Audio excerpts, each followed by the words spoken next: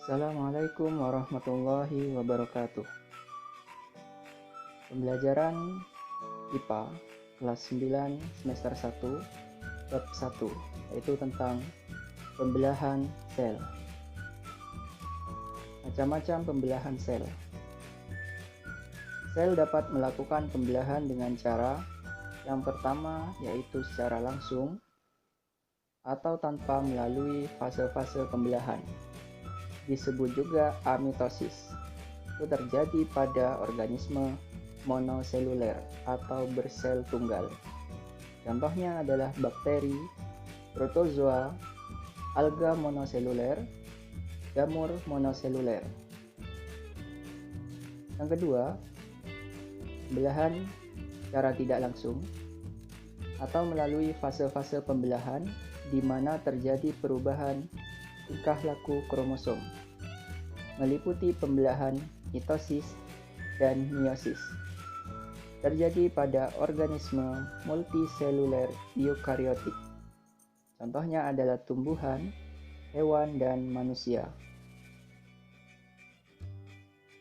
Sebelum kita membahas tentang pembelahan mitosis dan meiosis, kalian perlu tahu tentang kromosom.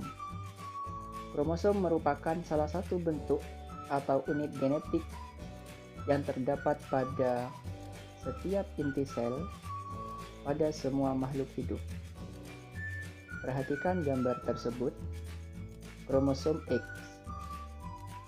Bagian tengah dari kromosom disebut sebagai sentromer. Kemudian kedua lengannya ada yang disebut sebagai short arm atau lengan pendek atau long arm atau lengan panjang. Kemudian ada yang namanya kromatid dan telomers. Jenis-jenis kromosom berdasarkan letaknya terbagi menjadi 4. Yang pertama yaitu telosentrik. Cirinya yaitu hanya terdapat satu lengan dengan sentromer di bagian ujungnya. Yang kedua, akrosentrik. Ada dua lengan, salah satunya pendek, kemudian sentromernya lebih dekat dengan lengan pendek. Yang ketiga, submetasentrik. Sentromernya berada di tengah dengan lengan salah satunya panjang dan salah satunya agak panjang. Yang terakhir yaitu metasentrik, di mana sentromernya terletak di tengah-tengah lengan dari kromosom. Fungsi kromosom. Kromosom ada dua jenis, yaitu kromosom tubuh autosom, merupakan kromosom yang berfungsi mengendalikan sifat sel pada tubuh. Yang kedua yaitu kromosom seks atau genosom, merupakan kromosom yang menentukan jenis sel sebelum terbentuknya kelamin. Pembelahan mitosis. Ciri-ciri dari pembelahan mitosis yang pertama yaitu berlangsung pada sel somatik. Sel somatik ini merupakan semua jenis sel yang membentuk suatu organisme, kecuali sel gamet pada organisme tersebut. Yang kedua, menghasilkan dua buah sel anakan yang identik dengan induknya, atau disebut juga sebagai diploid, dengan lambang 2N. Yang ketiga, terjadi satu kali pembelahan, meliputi proses pembelahan profase, metafase, anafase, dan telofase. Jika kalian ingin mengingat dari proses pembelahan ini, bisa juga disingkat sebagai prof-meta. Yang keempat, antara pembelahan satu dengan pembelahan berikutnya diselingi dengan interfase atau istirahat tidak membelah. Yang kelima, sel anak mempunyai jumlah kromosom yang sama dengan sel induk, sifatnya sama dengan induknya. Yang keenam, sel anak mampu membelah lagi.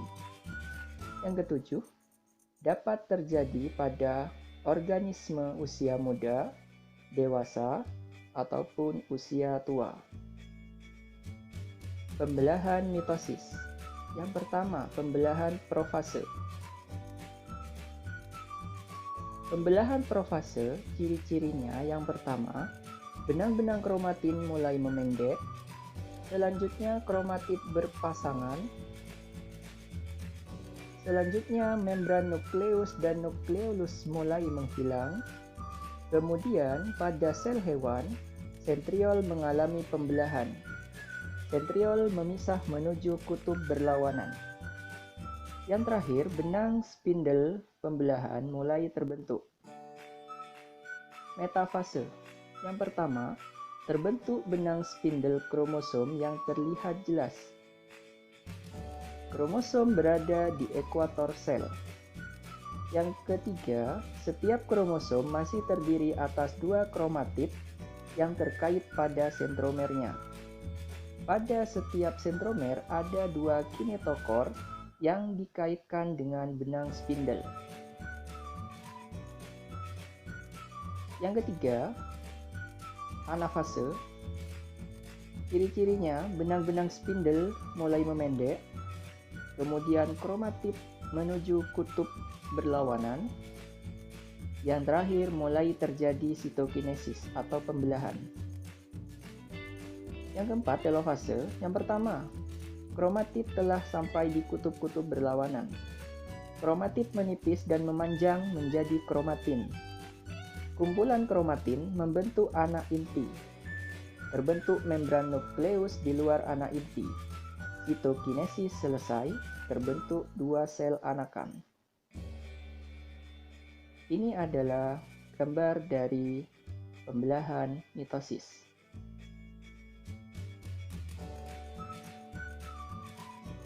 Pembelahan meiosis. Ciri-ciri pembelahan meiosis. Yang pertama, berlangsung pada organ reproduksi. Yang kedua, menghasilkan 4 buah sel anakan. Yang ketiga, terjadi 2 kali pembelahan, yaitu meiosis 1 dan meiosis 2, di mana prosesnya sama dengan proses mitosis. Yang keempat, antara pembelahan meiosis 1 dengan meiosis 2 tidak diselingi dengan interfase atau fase istirahat. Yang kelima, jumlah kromosom sel anak separuh dari jumlah kromosom sel induk. Yang keenam, sel anak tidak mampu membelah lagi. Yang ketujuh, hanya terjadi pada organisme dewasa. Pembelahan meiosis. Meiosis 1. Profase 1. Membran inti mulai menghilang. Terbentuk gelendong pembelahan, kemudian kromosom menebal dan kromosom homolog saling berpasangan. Kemudian terjadi pertukaran segmen molekul DNA yang sesuai di antara 2 kromatid. Metafase 1, yaitu kromosom homolog bergerak ke bidang ekuator dengan sentromer menuju kutub. Selanjutnya, masing-masing kromosom berikatan dengan benang spindle pada bagian sentromer. Anafase 1. Kromosom ditarik oleh benang ke arah kutub. Selanjutnya, membran sel mulai melekuk di bagian tengah. Selanjutnya, tujuan anafase 1 membagi isi kromosom diploid menjadi haploid atau tunggal. Telofase 1. Nukleolus mulai terbentuk, kemudian terjadi sitokinesis. Pembelahan sitoplasma menjadi 2. Meiosis 2. Profase 2. Membran nukleus dan nukleolus menghilang. Kemudian sentrosom membelah dan sepasang sentriol memisah menuju kutub berlawanan. Metafase 2. Kromosom haploid tertarik ke bidang ekuator. Selanjutnya, terbentuk benang-benang spindle, salah satu ujungnya terikat pada sentromer. Anafase 2. Benang-benang spindle menarik kromatid menuju kutub berlawanan. Selanjutnya, kedua kromatid menuju kutub yang berbeda. Kemudian, membran sel mulai melekuk. Telofase 2. Kromatid berubah menjadi benang kromatin. Membran inti haploid terbentuk. Kemudian kromosom menipis dan memanjang menjadi benang kromatin. Kemudian terjadi sitokinesis. Itulah pembelahan sel, yaitu berkaitan dengan mitosis dan meiosis.